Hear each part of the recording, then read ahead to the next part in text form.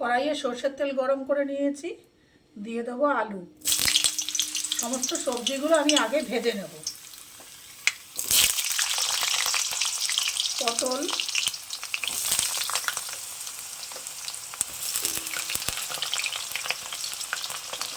রাঙা আলু বা অনেকে এটাকে মিষ্টি আলু বলে থাকেন,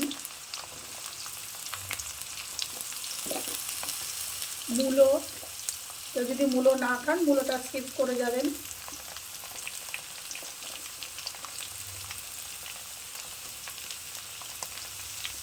এরপরে দেবো সিম,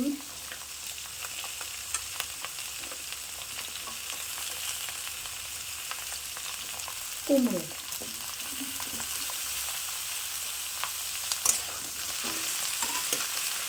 এর মধ্যে এবারে দিয়ে দেবো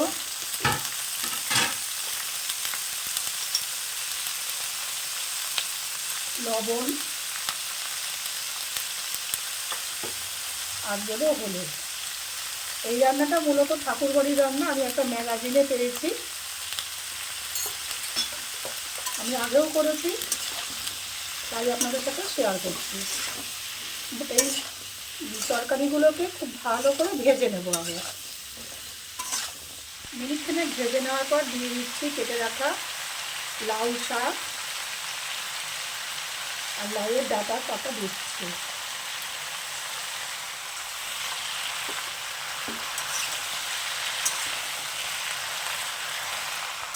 কিছুক্ষণ অল্প আছে, বেশিক্ষণ ধরে একটুখানি নাড়াচাড়া করে ভালো করে ভেজে নিয়েছি। মোটামুটি সব সবজি সিদ্ধ হয়ে এসছে। এবারে আমি নিয়ে নিয়েছি মটর ডাল। এটা আমি সারা রাত ভিজিয়ে রেখে জাস্ট একটা সিটি দিয়েছি, তাতে এরকম কাদা কাদা হয়ে গেছে। আপনারা মটর ডালটা সারা রাত ভিজিয়ে রেখে একটা সিটি দিয়ে নেবেন। দিয়ে দিচ্ছি মটর ডাল,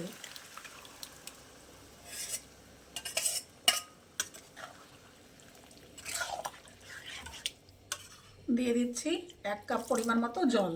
আপনারা যদি একটু লিকুইড রাখতে পারেন, একটুখানি পাতলা করতে চান, একটু জল বেশি দেবেন। দিচ্ছি আস্ত কাঁচা লঙ্কা, আপনারা যদি ঝাল বেশি খান কাঁচা লঙ্কা চিড়ে দেবেন। পরিমাণ অনুযায়ী, স্বাদ অনুযায়ী দিলাম লবণ। এবার এটাকে একটা ফুট দিয়ে নেব, জাস্ট একবার একটু ফুটে উঠবে। দিয়ে দিচ্ছি পরিমাণ মতো স্বাদ অনুযায়ী অল্প চিনি। এবারে আমি ডালটাকে সরিয়ে রাখবো। আমি একটা তরকার প্যান নিয়ে নিয়েছি, দিয়ে দিচ্ছি 1 চামচ ঘি।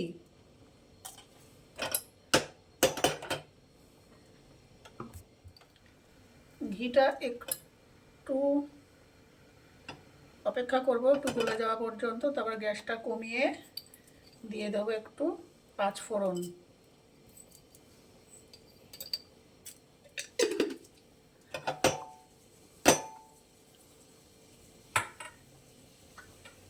ব্যাস,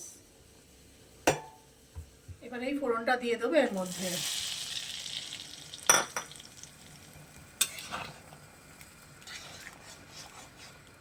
নামাবার আগে দিয়ে দেবো আদা বাটা, দিয়ে একটু নাড়িয়ে আবার একটা ফুট দিলে আমি নামিয়ে রাখবো। তৈরি আমার ডাল ফেলা। দিয়ে মাছ ফাছ করে দেবো।